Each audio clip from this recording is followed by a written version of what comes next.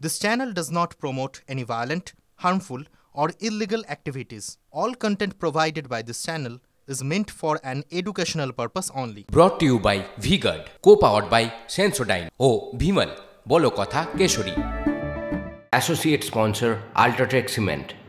তো যেমনটা একটু আগে আলোচনা হচ্ছিল এবং গৌতম দেব যেমনটা বলছিলেন, গৌতম দেব অত্যন্ত কনফিডেন্ট যে উত্তরবঙ্গে বিজেপি রিকভার করছে, কিন্তু ঝন্টুবাবুর বক্তব্য যে সংগঠনে গুরুত্ব দেওয়া হচ্ছে না। নিশীথ প্রামাণিক হারবেন, যে ব্যাখ্যা গৌতম দেব দিচ্ছেন তার ব্যাখ্যা যে নিশীথ প্রামাণিক ভোট কাটাকাটিতে হাঁটবেন, কিন্তু সংগঠনের ব্যাপারে কিন্তু কোনো সমাধান সূত্র, কোনো সুরাহা এখনো পর্যন্ত দিতে পারলেন না গৌতম দেব।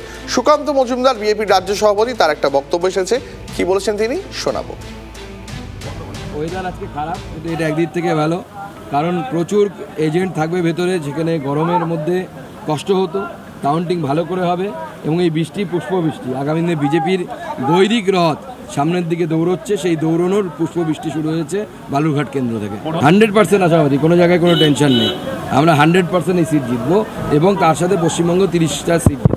কর্মীদেরকে নির্দেশ দিচ্ছেন স্ট্রং রুমে থাকার জন্য, কর্মীদেরকে পরিষ্কার বলা আছে শেষ পর্যন্ত লড়াই করার জন্য, দাঁতে দাঁত চেপে কেউ যেন কোনো অবস্থাতেই গণনার টেবিল ছেড়ে না ওঠে। গোটা রাজ্য জুড়ে এই বার্তা আমার তরফ থেকে দিয়ে দেওয়া হয়েছে। বিপ্লব মিত্র জয়দেব সিদ্ধান্তের জন্য কি বার্তা? না, ওরা আমাদের বিরোধীরা বিরোধীদের কাজ করবে, এটাই স্বাভাবিক।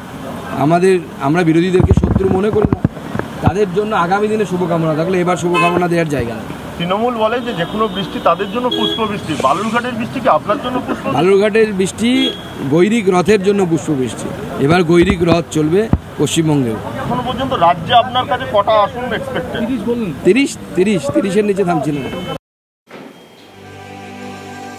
ঝন্টুদা, সুকান্ত মজুমদার বলছেন রাজ্যে 30 আসন, যে বৃষ্টি হচ্ছে বালুরঘাটে তা নাকি গেরুয়া বৃষ্টি।